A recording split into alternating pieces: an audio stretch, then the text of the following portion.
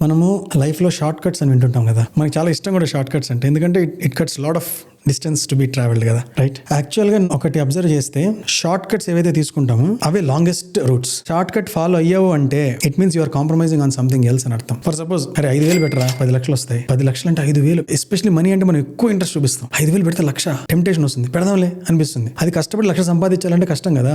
5,000 పెడితే 1,00,000 వస్తే అది షార్ట్ కట్టే కదా.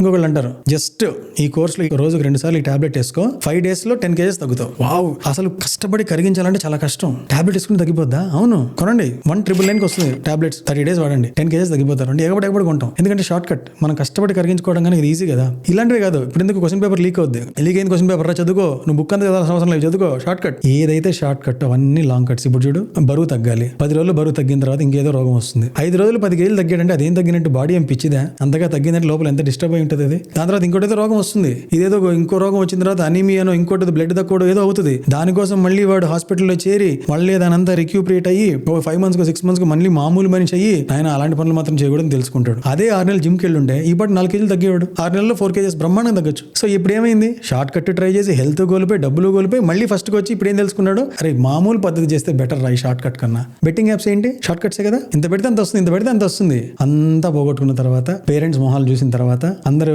రిలేటివ్స్ ఫ్రెండ్స్ ఇలా వేలు చూపించి వీడే వీళ్ళ ఆస్తి పోవడానికి కారణం, వీడే అప్పులు పాలవడానికి కారణం వేలు చూపించిన తర్వాత అప్పుడు అర్థం అవుతుంది మనకి షార్ట్ కట్స్ కరెక్ట్ కాదురా. ఏదో 1 year నేను ఏదో హాయిగా పని చేసుకొని ఉంటే బజ్జీలు కొట్టు పెట్టుకుని ఉన్నా బాగుపడేవాడిని కదా.